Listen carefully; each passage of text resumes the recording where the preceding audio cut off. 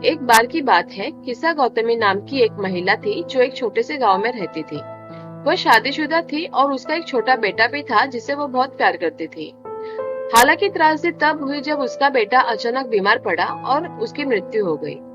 किसा गौतमी तबाह हो गई और उसने यह मानने से इनकार कर दिया कि उसका बच्चा चला गया है। अपने दुख में वह अपने बेजान बेटे को घर घर ले गई।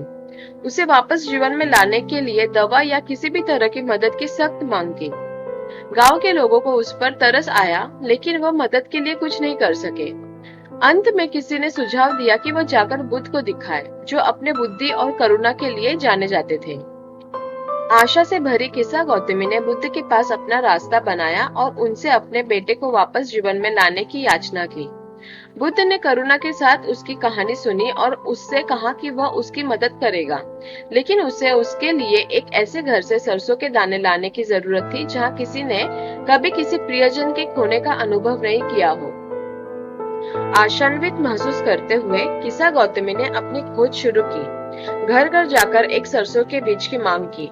हालांकि जब वह एक घर से दूसरे घर में गई तो उसे जल्द ही एहसास हुआ कि हर परिवार ने किसी न किसी तरह के नुकसान का अनुभव किया है।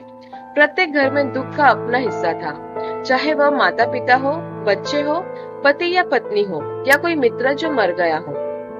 जैसे जैसे किसा गौतमी ने लोगों से बातचीत की और उनकी कहानियां सुनी, वह धीरे धीरे दुख और मृत्यु की सार्वभौमिकता को समझने लगी। उसने महसूस किया कि उसका दुख अद्वितीय नहीं था और इस दुनिया में हर व्यक्ति अपने जीवन में किसी न किसी मोड़ पर नुकसान और दर्द का अनुभव करता है। इस नए ज्ञान के साथ किसा गौतमी खाली हाथ बुद्ध के पास लौट आई। सरसों के बीज के बजाय वह जीवन की नश्वरता और दुख के साझा अनुभव की गहरी समझ लेकर आई।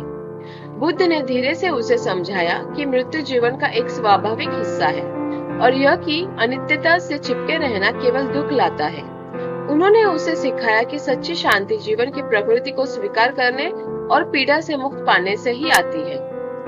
बुद्ध की शिक्षाओं से प्रबुद्ध किसा गौतमी उनके अनुयायियों के क्रम में शामिल हो गई और उन्होंने अपना जीवन ज्ञान और करुणा की खोज में समर्पित कर दिया। वह एक उत्साही शिष्य बन गई और बुद्ध की शिक्षाओं को दूसरों के साथ साझा करते हुए स्वयं ज्ञान प्राप्त करने के लिए आगे बढ़ी।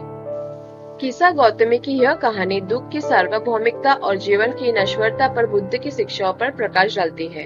यह हमें जीवन में उतार चढ़ाव की वास्तविकताओं को स्वीकार करने और गले लगाने और समझ और करुणा के माध्यम से आंतरिक शांति और पीड़ा से मुक्त पाने के महत्व को सिखाता है। यह कहानी नश्वरता पर बुद्ध की शिक्षा पर प्रकाश डालती है, मृत्यु की सार्वभौमिक प्रकृति और जीवन की क्षणभंगुर प्रकृति को स्वीकार करने के महत्व पर जोर देती है। अस्वीतियों को छोड़कर और नश्वरता को गले लगाकर व्यक्ति शांति और ज्ञान प्राप्त कर सकता है। प्लीज हमारे इस चैनल को लाइक, शेयर और सब्सक्राइब जरूर कीजिए। आपका दिन मंगलमय हो।